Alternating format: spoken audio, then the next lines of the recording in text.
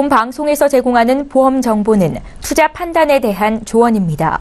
보험, 펀드 등의 가입은 투자자 자신의 판단과 책임에 따라 그 결과가 투자자 본인에게 귀속됨을 양지하시기 바랍니다. 보험에 대한 모든 것을 알려드립니다. 전문가 군단과 함께하는 시청자 맞춤형 보험방송. 안녕하세요. 보험플랜 119 진행의 최은정입니다. 올해 4월 들어서 보험이 전면 개장이 됐다 많이 전해드렸습니다. 전문가들은 이런 시점일수록 보험 보장 내역을 꼼꼼히 점검해볼 필요가 있다라고 조언하고 있는데요. 오늘은 강의 들으시면서 내 보험 보장은 어떤지 꼭 점검하는 시간 함께 가지셨으면 좋겠습니다. 강의 시간 기대 많이 해주시고요. 바로 이어지는 이슈 체크 시간에는 4월의 보험 변화 내용에 대해서 더 깊게 이야기 나눠보는 시간 갖겠습니다. 자, 오늘도 보험플랜 119는 알찬 소식으로 준비를 해봤는데요. 먼저 참여 방법부터 안내해드립니다.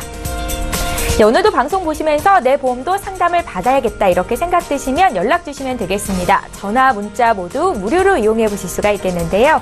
서울 지역번호 02-3153-2662번으로 연락 주실 수 있겠고요. 문자로도 간략하게 남기실 수 있습니다. 013-3366-0110번으로 지금 바로 연락 주십시오.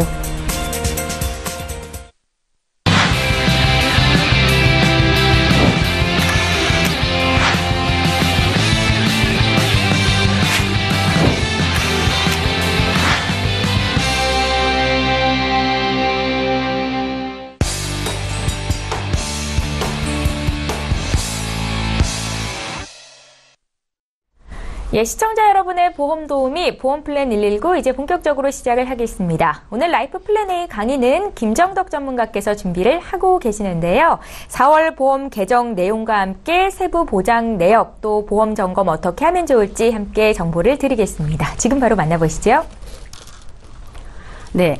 굉장히 바빴죠. 4월 달에 이제 일부 담보들이 보장이 축소된다. 이제 이런 말들이 많이 나왔고 또 새로운 이제 보험이 또 출시되고 했었는데요. 그래서 이미 보험에 관심이 있으신 분들은 3월 달에 많이 추가로 보완도 하셨고 리모델링 서비스도 많이 받으셨는데요. 자, 이번 4월 달도 마찬가지입니다.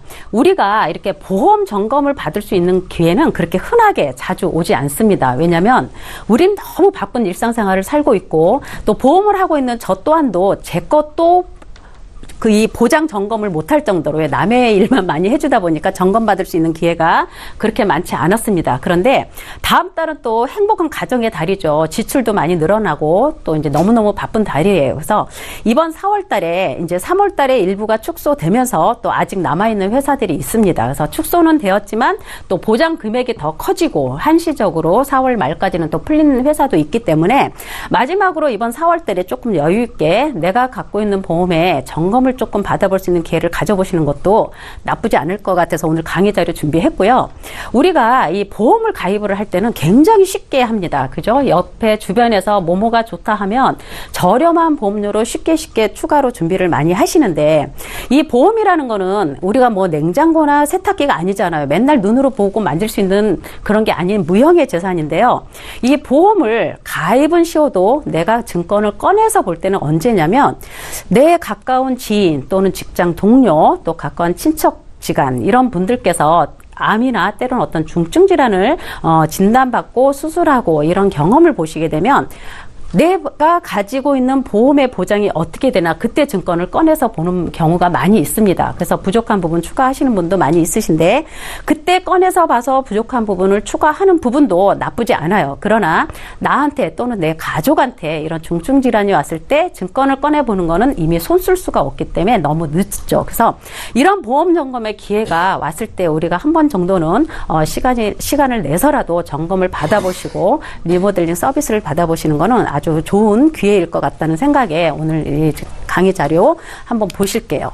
자, 우리가 보험 점검을 받고 보험을 준비할 때는 가장 우선적인 보험이 있습니다. 우리가 기본적으로 실손보험, 일명 우리가 실손의료비라고 하죠. 실손보험은 실제로 우리가 병원에서 쓰는 손해본 금액, 병원에 지출되는 병원비를 바로 실손보험이라고 표현을 합니다. 그래서 이 실손보험은 우리가 실손보험을 가장 우선적으로 제일 먼저 가입을 해야 되지만 실손보험도 보험이에요. 그래서 보험은 보장되지 않는 몇 가지를 빼고 나서는 다 보장되는 게 바로 실손보험에 있습니다. 그래서 우리가 암보험을 가입을 하든 어떤 다른 보험을 가입하면 내가 거기에 코드가 맞아야만 주는 거지만 실손보험은 코드가 없어도 주는 거예요. 내가 질환에 검사를 했지만 아무 이상이 없다 해도 보장되는 게 바로 실손보험입니다. 그래서 우리가 보험을 준비할 때 가장 첫 번째로 우선적으로 준비하는 게 실손보험이고, 실손보험도 보험이다 보니까 보상되지 않는 게 있겠죠. 어떤 게 있을까요?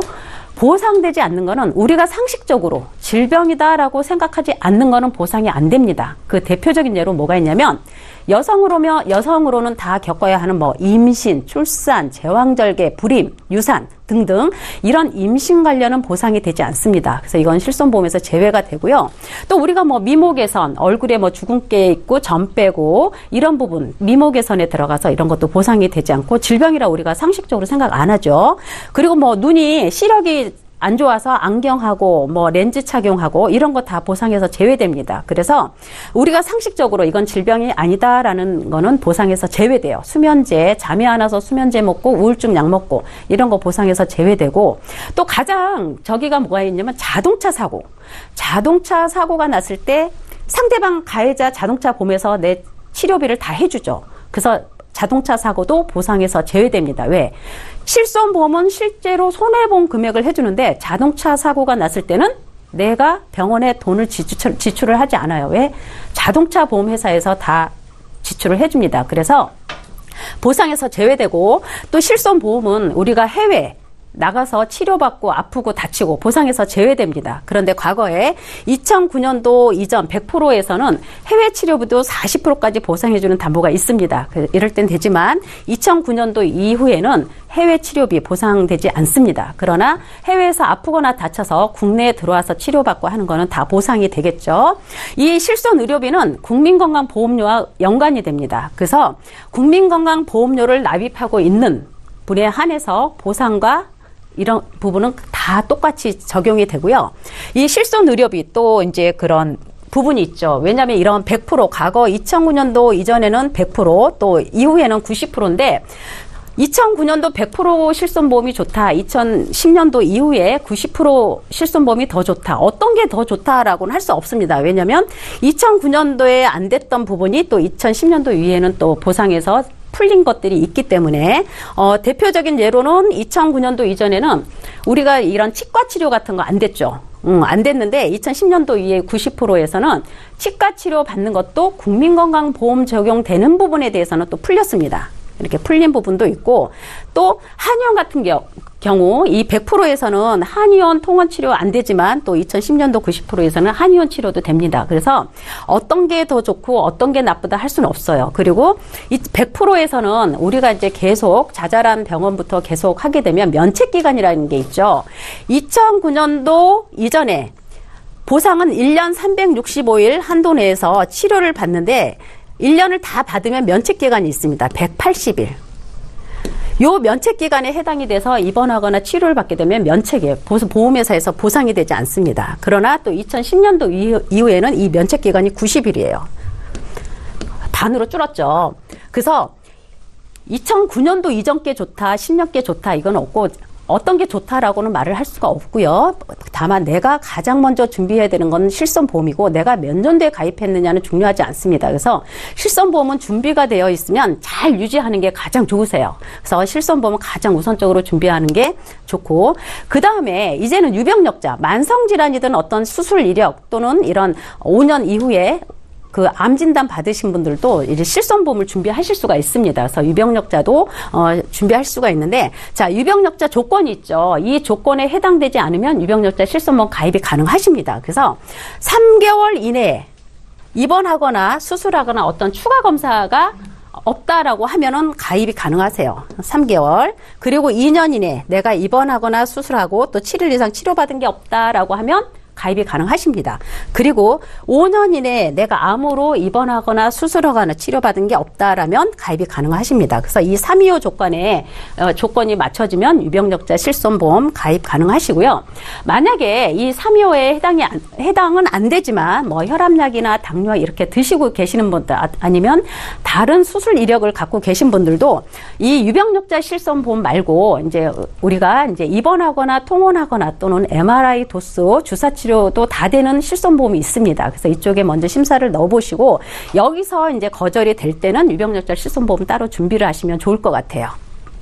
자, 우리가 가장 먼저 실손보험 준비를 하지만 그 다음에는 바로 치료비입니다. 치료비인데 치료비가 굉장히 신기술이 많이 발전을 하기 때문에 치료비가 굉장히 많이 들어요. 그래서 아직은 우리나라가 암으로부터는 자유롭지가 못합니다. 그래서 발병률이 아직은 1위인 암 진단비를 따로 이제 구성을 하셔야 되는데 우리가 이렇게 분석을 해주다 보면 아직도 이제 암 진단비의 보장이 많이 빠져 있는 부분으로 가입하신 분들이 많이 있으세요. 그래서 암 진단비를 어떻게 가입을 해야 되는 건지는 오늘 다시 한번 제가 또 말씀을 드릴게요. 자, 암 진단비는 현재 발병률이 가장 높은 걸로 는 갑상선암, 그리고 제자리암이나 경계성 기타 피부암. 이런 기타 피부암도 그런 거죠. 우리가 피부에 뭐 물혹이 하나 생겨서 제거하게 되면 혹이기 때문에 조직 검사를 합니다. 그래서 조직 검사에서 발견되는 게 대부분 기타 피부암이에요. 이런 경계성 종양도 뭐냐면 악성인지 양성인지 우리가 애매모호하게 판단이 되면 경계성 종양이 들어갑니다. 그리고 이제 암이 막 자리하는 제자리암, 그리고 갑상선암은 거의 완치율 100%죠. 그리고 발병률이 너무 많이 높습니다. 근데 평생 약을 드셔야 되는 좀 힘든 상황이 있지만 완치율이 100%에 가깝기 때문에 이렇게 발병률이 높은 4가지 암은 유사암으로 분류가 됩니다. 현재. 유사암. 그래서 우리가 암 진단비를 가입을 할 때는 이 유사암 4가지를 제외한 모든 암은 다 일반암으로 가입을 하셔야 됩니다. 일반암 내가 3천만 원 가입을 했다.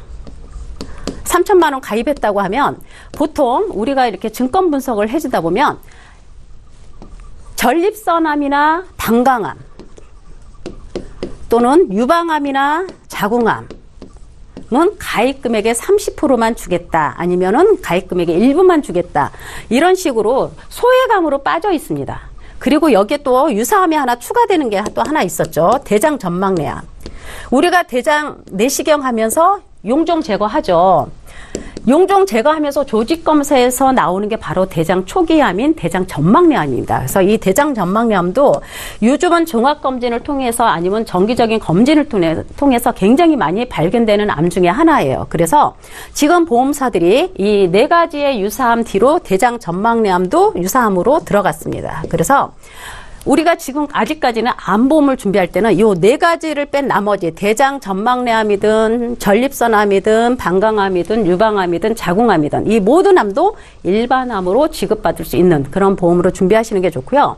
그 다음에 발병률은 그렇게 높지 않지만 굉장히 고액의 치료비가 드는 이런 암들도 많이 있습니다. 그래서 우리가 암 진단비를 가입할 때 고액암을 추가로 준비를 하시면 굉장히 저렴하게 가입을 하실 수가 있고 또 치료비가 많이 드는 암에 대해서는 조금 보장의 폭이 넓어지기 때문에 특약 구성해서 같이 가져가시는 게 좋습니다. 그래서 이런 고액암에는 보통 식도암, 췌장암, 또 뇌암, 골수암, 백혈병 등이 있는데요. 만약에 특약으로 고액암 2천만 원 준비했고 일반암으로 3천만 원 준비를 하게 되면 만약에 내가 식도암이나 췌장암의 진단을 받게 되면 일반암에서 3천만 원, 고액암에서 2천만 원에서 합의 5천만 원의 치료비가 만들어집니다. 그래서 이렇게 돈이 좀 많이 드는 발병률은 낮아도 이런 보험에 대해서 암에 대해서는 추가로 같이 특약 구성해서 가입을 하시는 게 좋으세요. 그래서 암은 4가지 암만 유사암으로 빠진 나머지는 다 일반암으로 지급받을 수 있는 암보험 꼭 기억을 하셨다가 준비하시면 좋고요. 그 다음에 만약에 이 유사암은 내가 3천만 원 가입을 했다 그러면은 가입 금액의 10% 내지 20%밖에 주지 않습니다. 그래서 갑상선암이나 제자리암 진단받았다. 그러면 암 진단비 3천만 원 가입해서 적게 주는 회사는 300, 많이 주는 회사는 600까지는 줍니다. 그래서 이 유사암의 진단비가 조금 너무 부족하다 하시는 분들은 또 일부 회사에서 일반암 진단비의 70%까지 주는 유사암 진단비도 있습니다. 그래서 내가 가입하고 있는 보험에 유사암의 진단비가 너무 약하게 되어 있으신 분들은 이렇게 저렴한 보험료 구성으로 해서 해서 유사암을 조금 보완하시는 방법도 나쁘지 않을 것 같아요. 그래서 보통 암 진단비 3천만 원 구성을 하게 되면 유사암 보완 플랜으로 가게 되면 70%, 3천에 70%가 나오죠. 그러면 2천만 원 이상의 유사암 진단비가 보완이 됩니다. 그래서 보통 40, 50대 계신 분들도 2만 원대에서 4만 원대 구성이 되기 때문에 이런 유사암을 조금 보완하는 플랜도 궁금하시면 한번 문의를 하셔서 조금 보완하는 것도 괜찮을 것 같다는 생각이 들고요. 그 다음에 암 다음으로 이제 뇌하고 심장 가장 중요하죠. 근데 우리가 이제 분석을 해서 해주다 보면 대부분이 다 뇌출혈 진단비로 돼 있습니다. 이렇게 뇌혈관 질환에 코드가 총 10개 중에서 뇌출혈 진단비는 코드가 총 3개밖에 되지 않아요. 그래서 뇌혈관 10명 중에 환자 중에서 뇌출혈은 2명도 안 됩니다. 그런데 우리가 대부분 가입하고 있는 증권에 보면 다 뇌출혈 진단비로 가입이 되어 있어요. 그래서 최소한에 이렇게 뇌혈관까지 다 되는 진단비는 솔직히 가입하시기가 보장 금액이 크지 않기 때문에 어렵습니다. 그래서 어린이 보험 외에는 그래서 최소한에 뇌출혈 말고 혈관이 막히는 뇌경색, 중풍이 오는 뇌경색까지 해서 뇌졸중으로 진단비를 구성을 하게 되면 좀 더 훨씬 더 폭이 넓다라는 얘기를 드리고요. 심근경, 심장도 마찬가지죠. 대부분 우리가 다 급성 심근경색 진단비 갖고 있습니다. 그런데 범위가 더 넓은 게 바로 허혈성 심장질환이에요. 코드가 3개가 더 늘어나죠. 자, 우리가 다니다가 심장에 조금 바늘이 콕콕콕 하는 것 같고 조금 이상하다 해서 병원에 가서 심전도 검사하고 진단받는 게 바로 협심증입니다. 당일 입원도 안 하죠. 스탠드 삽입하고 당일 퇴원 가능합니다. 그 정도로 발병되는 게 바로 이런 협심증 진단. 그러나 이제 급성 심근경색에는 안 들어가니까 솔직히 보상받기가 조금 어려운. 그러나 암 다음으로 뇌나 심장의 진단비도 굉장히 중요하다라는 생각을 합니다. 왜 그러냐면 실손보험은 입원하는데 많이 맞춰져 있죠. 입원하면 100% 다 준다. 최근 거는 80에서 90%까지 보상이 되죠. 그러나 통원은 하루 30만 원에서 왔다 갔다 합니다. 그런데 앞으로 의료기술이 발전을 해서 통원 치료가 점점 많이 늘어나는 상황에서는 실손보험을 가장 우선적으로 먼저 준비해야 되는 보험이지만 통원에서는 굉장히 열악합니다. 그래서 이런 통원 치료를 대체할 수 있는 진단비는 꼭 있어야 된다. 그래서 암과 뇌, 심장 이런 큰 질환에 대한 보험은 추가로 꼭 구성을 하셔야 된다는 말씀 드리고 싶고요. 그 다음에 앞에는 뇌혈관 하면 코드가 10개였지만 뇌졸중으로 하게 되면 코드 6개죠. 그런데 이렇게 특약으로 이렇게 큰 뇌나 심장, 간, 폐, 신장까지 이 5대 기관은 우리 장기 중에서 가장 중요합니다. 그래서 이걸로 진단비를 다 구성을 못해요. 왜냐면 아까 좋은 담보가 뇌졸중보다 좋은 게 뇌혈관 진단비라고 했고 급성 심근경색 진단비보다 좋은 게 허혈성 심장질환이라고 그랬어요. 그런데 우리가 허혈성이나 뇌혈관 진단비가 좋은 건 알지만 가입하기가 되게 어렵습니다. 까다롭고. 그래서 이 진단비 구성을 못할 때는 바로 이 수술비 특약으로 구성을 하실 수가 있어요. 그래서 이쪽 뇌혈관도 아까 뇌출혈 코드 3개였고 뇌졸중까지 가면 코드가 6개였지만 I60에서 69까지 뇌혈관 코드를 다 갖고 있습니다. 10개. 그리고 허혈성도 마찬가지죠. 급성은 코드가 3개였지만 허혈성 심장질환 코드 6개였죠. 그래서 이렇게 만약에 뇌혈관이나 허혈성 이런 쪽에 진단비 구성을 못했다면 이런 큰 질환에 대해서는 5대 기관 수술비 특약을 따로 구성을 하셔서 진단비 못지않는 수술비로 충분히 커버를 할 수 있다. 내가 들어가는 치료비를 최소화할 수 있다라는 그런 특약을 하나 정도는 갖고 계시는 것도 큰 질환에 대한 어떤 경제적인 고통이 최소화될 수 있다라는 생각이 듭니다. 그리고 가장 중요했죠. 3월 달에 질병휴장의 담보 줄어든다 했었죠. 줄어들었습니다. 줄어들었는데 아직은 또 있죠. 일부. 그래서 기존에 이제 3월 말까지 이 질병휴장의 담보는 각각 다 계산을 해줬어요. 이렇게 만약에 무릎 관절 수술을 했어요. 무릎 관절인데 뭐 인공 관절 삽입을 했다든가 골두 삽입을 했을 때는 한쪽 다리에 30% 해서 이렇게 60% 보상이 됐었지만 지금은 양쪽 다리를 같이 수술하게 되면 한쪽으로만 줍니다. 합해서 60%가 나가지 않고 30%만 지급이 돼요. 이런 식으로 많이 축소가 됐습니다. 그리고 뭐 위 전체 절제했다 그러면 뭐 50% 후유장애 아니면 뭐 평생 동안 대장 아니 그 신장 말기 그 신장투석, 혈액투석 있죠. 이런 건 뭐 75% 이런 건 변동 없는데 이렇게 같은 질환이 같이 왔을 때는 이제 합산해서 주지 않고 둘 중에 높은 걸로 이제 후유장애 지급률이 이제 바뀌었다. 그래서 우리가 실손보험이 가장 우선적인 보험이지만 통원비 대체 자원으로는 암과 뇌, 심장 그리고 가장 좋은 질병 후유장애 담보 구성을 꼭 하셔야 되고요. 만약에 이제 우리가 순서가 있죠. 이렇게 사망보험금을 가입하시는 분들은 어떤 분들이 가입하시냐면 그 집안의 주 수입원이 준비를 하시는 겁니다. 그래서 우리가 고객님 상담을 하다 보면 생명보험 하나 있고 손해보험 하나 있고 이렇게 있는 게 가장 좋다라고 말씀하세요. 그런데 생명보험은 주가 사망보험금입니다. 주가 사망보험금으로 가기 때문에 보험료도 상대적으로 굉장히 비쌉니다. 그래서 집안의 주 수입원인 남편분 또는 요즘은 맞벌이가 굉장히 많아서 이제 아내분도 같이 준비를 하시면 좋겠지만 주 수입원인 남편분이 만약에 보험을 든다 그러면 종신보험이 있어야 되고 손해보험에 건강보험을 이렇게 세팅을 해서 가면 가장 완벽하다고 합니다. 그래서 이 사망보험금은 생명보험의 영역이죠. 그리고 손해보험에서는 또 건강보험 쪽의 영역이어서 서로 영역이 틀립니다. 그래서 사망보험금의 영역을 좀 넓이 가져가기에는 주 수입원인 남편은 생명보험에 종신보험으로 준비를 하시고 이제 또 이제 건강보험 쪽은 이제 배우자분이나 자녀분들 다 손해보험으로 건강보험의 그 폭을 넓혀 가셔야 됩니다. 그래서 오늘은 보험 점검 을 가장 해드리는 그 저기에서 가장 먼저 우선적으로는 실손보험 그리고 마지막으로는 사망보험금 순서가 이렇게 됐습니다. 그래서 혹시 이렇게 사망보험금이 먼저 준비가 돼 있고 실손이나 진단비가 준비가 안 돼 있으면 굉장히 애매하고 무서운 일이 듭니다. 그래서 보험을 점검받을 수 있는 기회는 그렇게 흔하게 자주 오지 않습니다. 그래서 이것도 보험을 가입하면 내가 시간을 내야 되고 내가 관심을 가져야 됩니다. 그래서 이미 너무 늦게 보험 분석을 받으면 늦어요. 그래서 기회가 되었을 때 분석을 받아보시고 다음 달부터는 많이 바빠지죠. 그죠? 이제 행사가 많다 보니까 바빠집니다. 기회를 놓쳐요. 그래서 이번 4월 말까지는 아직 일부 담보들이 많이 보험사가 이제 보장 금액도 좀 넓혔고 또 한시적으로 판매되는 회사들이 몇 군데가 남았습니다. 그래서 혹시나 보장 점검이 필요하신 분들은 이번 달 넘기지 마시고 또 준비하시는 게 좋을 것 같다는 생각이 듭니다. 그래서 오늘 강의는 여기 마치겠습니다. 예, 내 보험의 보장 범위는 어떤지 점검할 수 있는 시간이 되셨을 것 같습니다. 유사암 진단비가 일반암의 10에서 20% 정도만 준비가 돼 있다 하시는 분들, 또 뇌혈관이나 또 급성 심근경색이 아니라 허혈성 심장질환에 대한 진단비도 준비를 하고 싶다 하시는 분들은요, 저희에게 연락 주시면 자세한 내용으로 설명을 도와드리도록 하겠습니다. 강의 내용 다시 한번 정리하고요. 보험 이슈 체크 시간 함께합니다.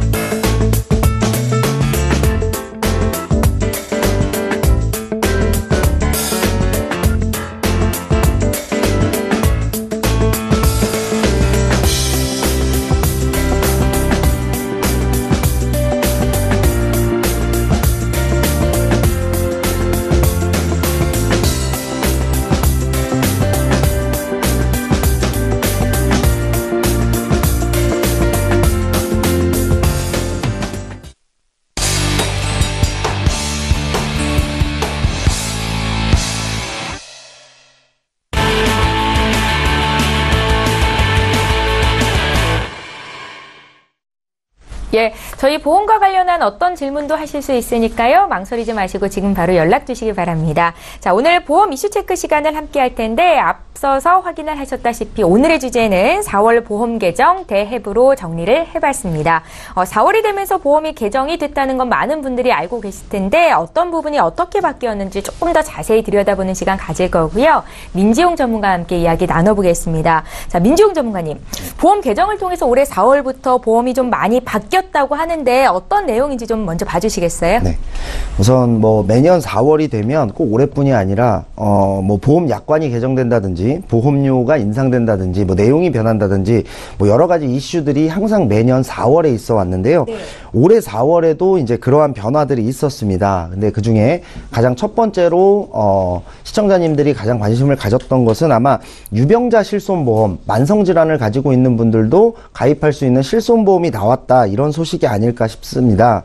아마 이제 많은 분들께서 당뇨나 고혈압 그리고 관절염과 같은 만성질환들 때문에 실손보험을 가입하실 수가 없어서 좀 안타까워하시는 분들이 많았을 텐데, 이번 4월부터 이러한 만성질환자분들도 손쉽게 가입이 편리하게끔 나온 그 유병자 실손보험이 출시가 돼서 좀 참 다행이다, 이렇게 생각을 하고 있습니다. 그러니까 올해 4월부터는 아픈 분들도 가입할 수 있는 실손보험이 생겼다라는 말씀이신데 어떤 제한도 없이 가입할 수 있는 건가요? 네, 물론 그건 아닙니다. 예. 다만 굉장히 이 가입할 수 있는 문턱이 낮아졌다라고 보시면 되겠고요. 우선 준비한 표를 한번 보시면, 예를 들어서 2년 이내에 수술과 입원 경력이 없으시거나 혹은 암에 걸렸다 하더라도 완치 판정이 난 후 5년만 지나면 가입을 하실 수 있다. 지금 보시면 일반적인 실손보험보다도 훨씬 더 문턱을 낮췄고요.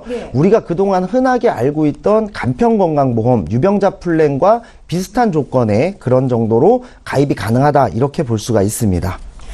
그렇다면 그간 가입이 막혔던 분들에게 굉장한 희소식이 아닐 수 없을 텐데요. 기존의 실손보험과는 어떤 차이점이 분명히 있겠죠? 네. 우선은 화면에 한번 제가 표를 한번 보여드리겠는데요. 조금 차이점이 있습니다. 가장 큰 차이점은 아무래도 자기부담금이 30%라고 돼 있는 것인데요. 기존의 실손보험 같은 경우는 이 가입 시기에 따라서 뭐 100%를 보장받기도 하고 90%, 80% 이렇게 보장이 됐는데, 이 유병자 실손보험은 70%만 보장이 된다라는 점이 조금 다르다, 이렇게 보시면 될 것 같고요. 그 다음에는 처방조제비, 즉 약값이 보장이 되지를 않습니다. 아무래도 이제 고혈압이나 당뇨이신 분들 같은 경우에 계속해서 꾸준히 약을 드셔야 되기 때문에 이 부분이 이제 보장에서 빠진 점은 좀 아쉬운 부분이라고 할 수가 있겠고요. 또 이제 작년부터 일반적인 실손보험에서도 특약으로 따로 가입을 해야 되는 뭐 MRI라든지 비급여 주사 그리고 도수치료 등 이런 부분들도 역시나 유병자 실손보험에서는 보장이 되질 않습니다. 이 부분이 조금 아쉽다라고 할 수가 있겠습니다. 네, 말씀하신 것처럼 조금 아쉬운 부분이 분명 있기는 한데, 그럼에도 불구하고 그간 실손보험이 없어서 치료비 등으로 고통받고 계셨던 분들에게는 굉장한 희소식이 될 것 같고요. 좀 수요가 많이 있는 편인가요? 네. 사실 이 실손보험에 대해서는 이번에 나온 유병자 실손보험뿐이 아니라 일반적인 실손보험에 대해서도 사실 좀 오해하시는 부분이 있는 것 같아요. 아무래도 뭐 감기라든지 이런 부분들 같이 소액의 치료비만 드는 치료에서 실손보험들을 자주 청구하시다 보니까 이런 부분에서만 쓰이는 것이 실손보험이 아니냐, 사실 우리나라가 의료보험이 굉장히 잘 돼 있거든요. 그렇기 때문에 소액의 치료비가 드는 치료에서는 사실 내가 실제로 부담하는 병원비가 굉장히 적습니다. 10,000원 미만인 경우가 그렇죠. 많죠. 그러다 보니까 청구를 안 하는 경우들도 많고, 청구를 해도 얼마 받지 못하는 경우들이 굉장히 많다 보니까 이럴 바에는 내가 실손보험이 굳이 없어도 내 돈으로 치료비를 부담하면 되지 않을까라고 이렇게 그냥 단순하게 생각하시는 분들도 굉장히 많습니다. 그럼 실손보험은 왜 필요한지 다시 한번 오늘 정리하는 시간이 될 것 같네요. 사실은 이 실손보험은 중증 환자분들에게는 더욱더 필요합니다. 왜냐하면 내가 쓴 실제 치료비의 몇 %를 보장받는 것이기 때문에, 예를 들어서 내가 어떠한 중증 질환으로 인해서 연간 치료비가 약 1,000만 원 정도의 치료비가 발생을 한다라고 한다면 70%만 보장을 받아도 700만 원 정도를 보장을 받는 것이거든요. 그렇기 때문에 소액의 치료비만 드는 것에서 청구하는 것이 실손보험이 아니고 오히려 치료비가 훨씬 더 많이 들어가는 그런 중증 질환자 분들일수록 실손보험은 더욱더 필요하다, 이렇게 보시면 되겠고, 또 만성질환을 가지고 계신 분들 같은 경우, 고혈압, 당뇨 이러신 분들 같은 경우는 더욱더 중증 질환의 가능성이 높기 때문에 다소 아쉬운 점, 아까 말씀드린 대로 유병자 실손보험에 다소 아쉬운 점이 있다 하더라도 실손보험을 꼭 가입을 해두시는 것이 나중에 큰 의료비 지출을 막을 수 있다, 이렇게 보시면 되겠습니다. 그래서 보험의 사각지대에 놓였던 분들을 위해서 유병자가 가입할 수 있는 실손보험이 올해 또 4월 달에 출시가 됐다라고 생각을 하시면 좋을 것 같습니다. 자, 유병자 실손보험에 대해서 먼저 알아봤는데요. 일반적인 실손보험도 4월에 개정을 통해서 좀 바뀐 부분이 있는 거죠? 네, 맞습니다. 예. 이 일반적인 실손보험 같은 경우는 과거에 단독으로 실손보험만 가입을 할 수가 있었고 또는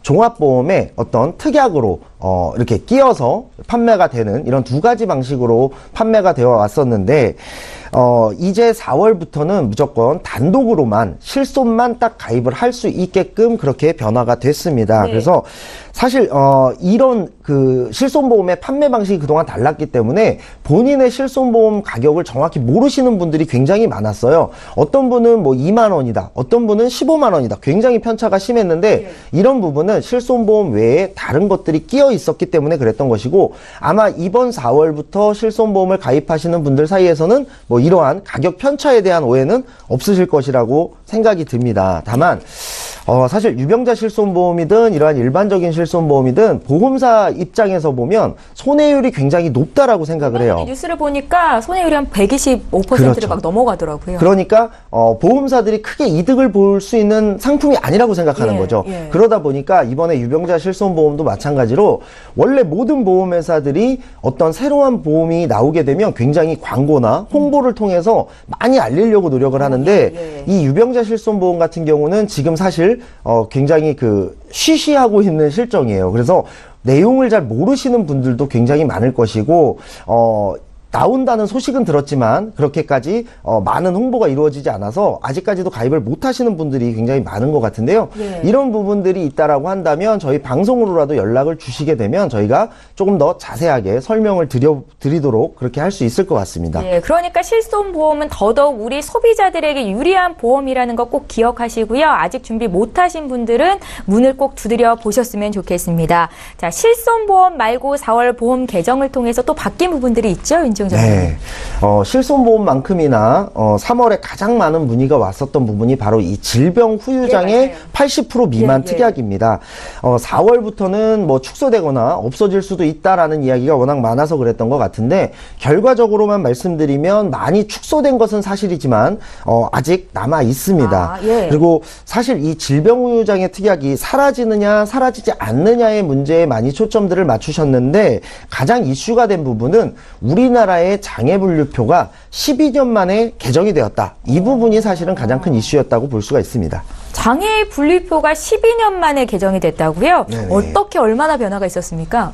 우선 이 개정된 내용을 저희가 방송에서 다 소개하기에는 많을 정도로 정말 많은 부분이 개정이 되었지만요. 사실 이제 그 전체적인 그 맥락과 변화만 정도만 설명을 한번 드려볼 수 있을 것 같습니다.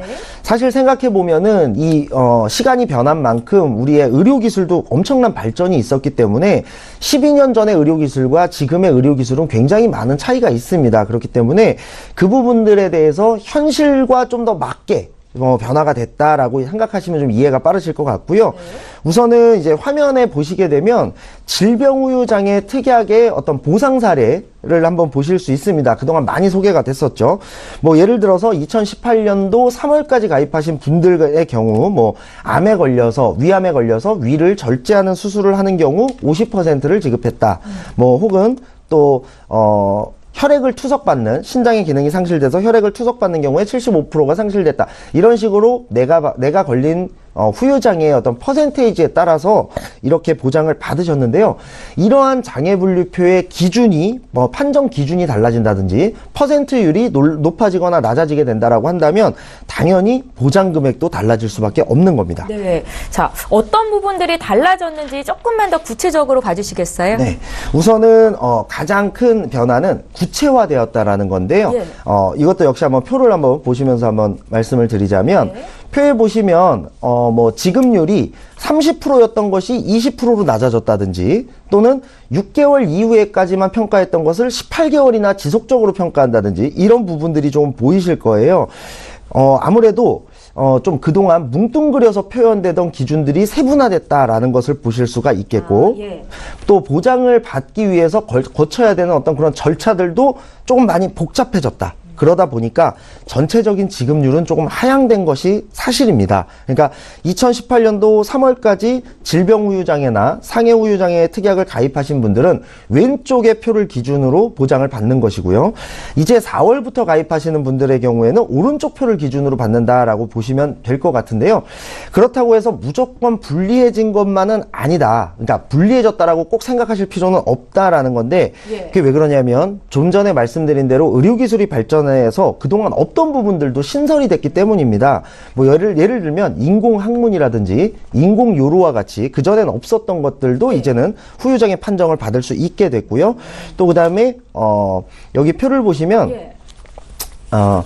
귀에 예를 들어서 귀 같은 경우는 우리가 청각만 많이 생각을 해요. 듣는 거. 그런데 사실 귀는 우리 몸의 균형을 잡아주는 평형 기능에도 도움을 주는 기관입니다.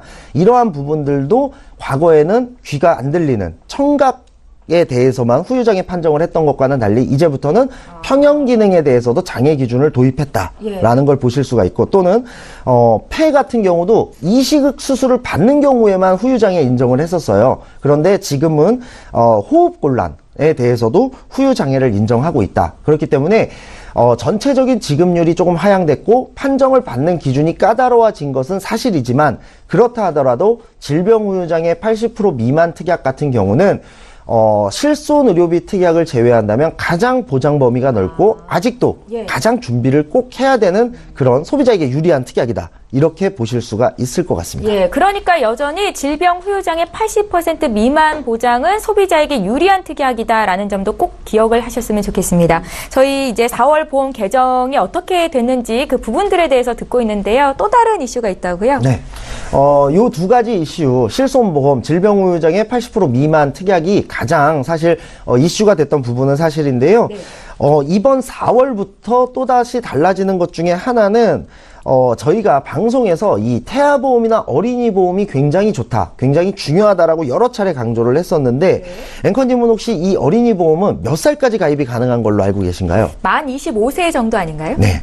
사실은 어린이라고 한다 그러면 우리가 보통 떠올리는 게 미성년자죠. 그래서 대부분 다 사실은 만 20세까지의 기준을 뒀었어요. 그런데 가끔 가다가 어떤 뭐 이런 특가 상품 이런 것처럼 뭐 이렇게 25세까지도 나오고 22세까지도 나오고 사실 이랬었습니다. 그런데 작년에도 어린이 보험이 잠깐 동안 한 25세까지 판매가 됐던 적이 있었습니다. 그런데 올해 4월부터는 이 가입 가능 나이가 굉장히 늘어났습니다.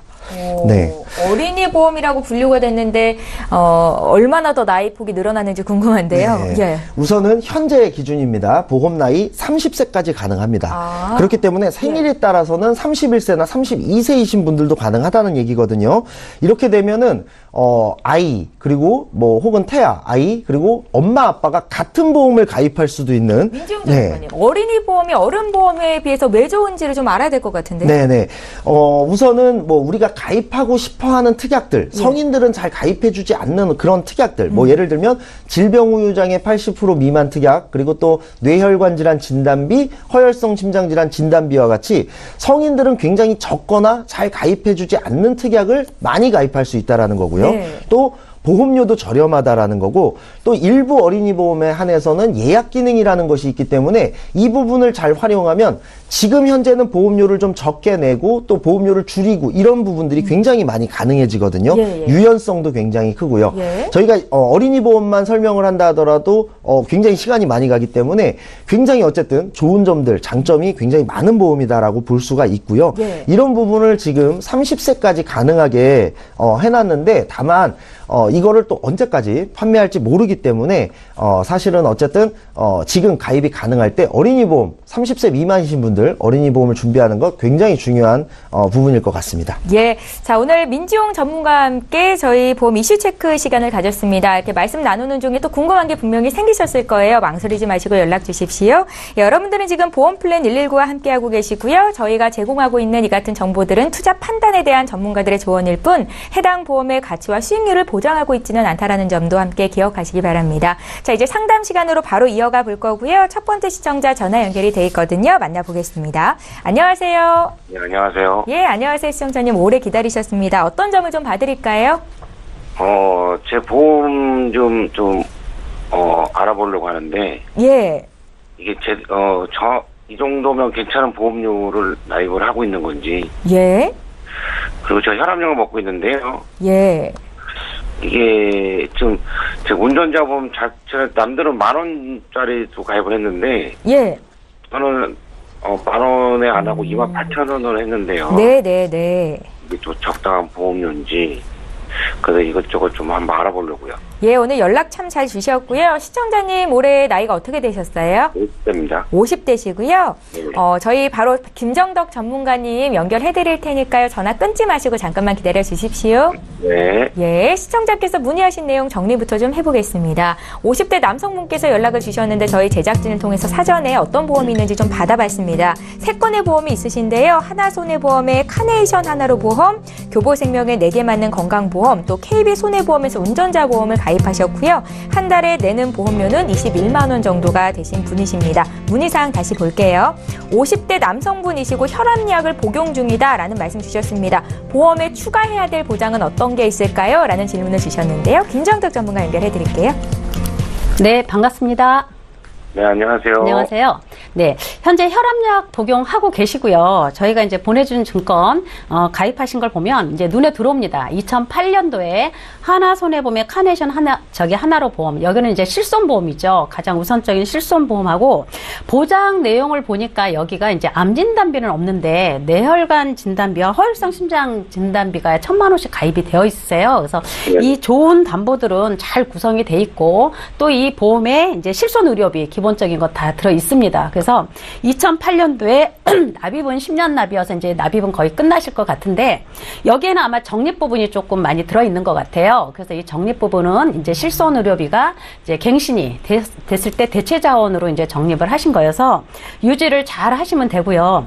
또 이렇게 보면 교보생명에 4개 맞는 건강보험 딱 보면 혈압약을 드시고 계셔서 우리가 요즘 얘기하는 간편심사 보험으로 가입을 하셨다라는 생각이 듭니다. 그래서 여기에는 10년 갱신으로 100세까지 보장인데 여기에는 지금 현재 이제 암도 특정암으로 되어 있죠. 교보 이제 여기에는 특정암 그리고 아까 제가 방송에서 얘기했던 어떤 대장전망암이나 아니면 어떤 전립선암이 소외감으로 구분되어 있습니다. 그래서 이제 3,000만 원 암진단비 가입되어 있지만 전립선암도 600만 원, 또 이제 그 유사암 같은 경우는 300만 원 이렇게 보장이 많이 축소가 되어 있으세요. 그리고 이제 아까 내 쪽도 제가 내추럴 말고는 좀 나은 게 뇌졸중 진단비로 구성을 하면 좋다 했는데 지금 가입하고 계신 거에는 뇌출혈 진단비로 구성이 되어 있으세요. 그래서 제가 볼 때는 이 교보생명에 4개 맞는 건강보험 2016년도이기 때문에 조금 여기서 보강을 한다면 요즘은 간편심사보험도 이 뇌졸중,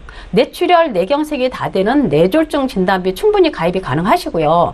암도 대장 전망암이나 전립선암도 일반암으로 받을 수 있는 그런 간편심사보험의 폭이 굉장히 넓어졌습니다. 그래서 10년 갱신으로 한 달에 7만 원씩 내는 것보다는 20년 갱신으로 보장기간을 조금 길게 하셔서 암이나 뇌졸중이나 어떤 급성 심근경색 그리고 수술특약 정도 보완하셔서 요거는 조금 보완하시는 게 좋을 것 같은 생각이 들고요. 그 다음에 운전자보험 이거는 지금 50대시기 때문에 굳이 100세까지 안 하고 80세까지도 잘하신 것 같아요. 그런데 이제 방송에 홈쇼핑에 나오는 1만 원대 운전자 보험 많이 있죠. 근데 제가 볼 때는 이게 2018년도에 가입하신 거에는 그 운전자 벌금이라든가 형사 합의금, 변호사 선임 비용 외에 어떤 골절 진단비라든가 상해 수술비 또는 자동차 어떤 부상 치료비 등등 가성비 좋은 담보들이 많이 들어갔을 거라는 생각이 듭니다. 그래서 운전자 보험이 좀 비싸다고 하셨는데 제가 볼 때는 기존의 하나손해보험과 이 운전자 보험은 적절하게 잘 조화로 가져가시면 좋을 것 같고요. 중간에 그 교보생명에 4개 맞는 건강보험은 지금 그때보다는 지금 보장의 영역이 굉장히 넓어졌기 때문에 요거는 조금 보완하셔서 가져가시는 게 좋을 것 같은 생각이 듭니다. 어떠세요, 시청자님? 그러면은 교보는 해지를 하고 다른 걸 새로 가입을 하는 말씀이시죠? 네, 그게 왜냐면 보장의 폭이 2016년도고 과거에 굉장히 오래된 것도 아니고 어차피 10년 갱신입니다. 그래서 보장의 폭이 굉장히 좁으세요. 그래서 특히 혈압약 드시고 계시기 때문에 이쪽 뇌쪽 질환 이쪽에 보완을 충분히 하실 수 있는 나이에 계시기 때문에 제가 볼 때는 요 부분은 보완하시는 게 훨씬 더 보장의 범위가 넓다는 생각이 듭니다. 그럼 보험료는 얼마 정도 보통 이제 20년 갱신으로 하기 때문에 지금 여기는 10년 갱신에 75,000원이지만 여기는 이제 10년 만기가 되면 주계약의 50%가 아마 만기 환급금으로 지급이 되는 그런 거는 있습니다. 그러나 환급금 없이 순수형으로 하게 되면 20년 갱신에 암 3,000만 원에 뇌졸중 1,000만 원, 뇌출혈 1,000만 원, 또 급성 심근경색 2,000만 원, 그리고 상해수술 특약계약 들어가면 5만 원대 구성이 충분히 가능합니다. 그래서 보다 정확한 보험료 산출은 이제 개인정보 들어와서 산출해봐야 되겠지만 저희 경험상으로는 이제 5, 6만 원대 충분히 산출이 된 걸로 알고 있습니다. 어떠세요? 예. 교복권만 하고 나머지는 20년 갱신짜리로 하라는 얘기. 20년 갱신으로 보장의 범위를 더 넓혀서 가져가시는 게 좋을 것 같다라는 전문가의 생각입니다. 아, 예, 알겠습니다. 예, 시청자님, 저희 다음 분도 대기를 하고 계셔서 오늘 상담은 여기까지만 하겠습니다. 예, 고맙습니다. 네, 연락 주셔서 감사합니다. 이렇게 해서 첫 번째 시청자 전화로 만나봤고요. 이번에는 문자를 통해서 들어온 내용 좀 볼게요. 끝번호 4869님께서 주셨거든요. 내용 함께 읽어보시죠.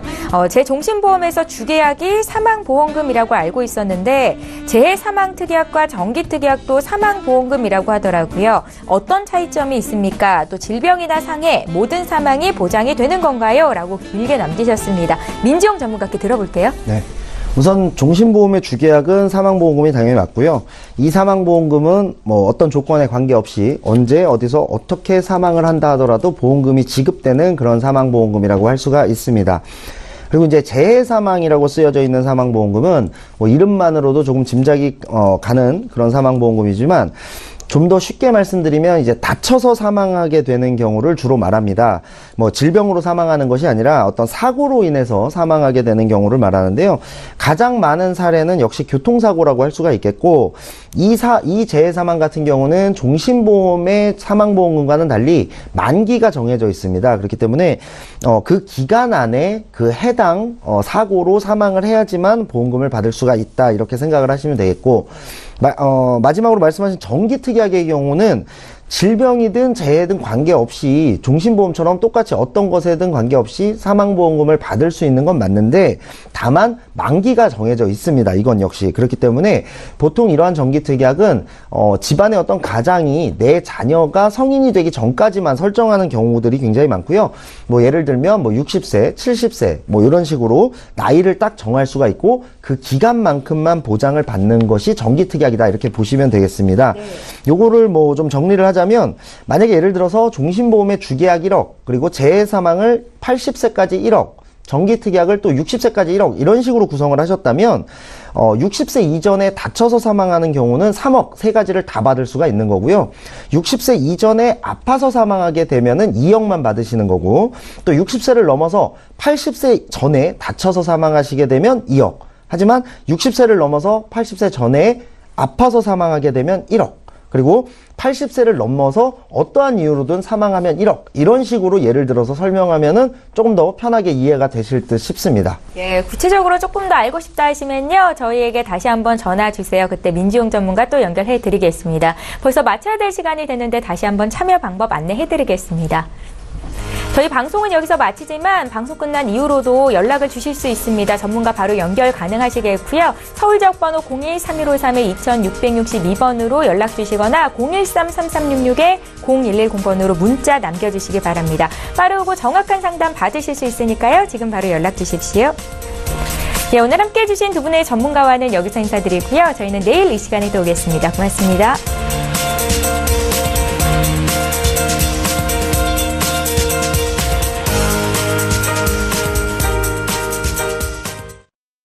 본 방송에서 제공하는 보험 정보는 투자 판단에 대한 조언입니다. 보험, 펀드 등의 가입은 투자자 자신의 판단과 책임에 따라 그 결과가 투자자 본인에게 귀속됨을 양지하시기 바랍니다.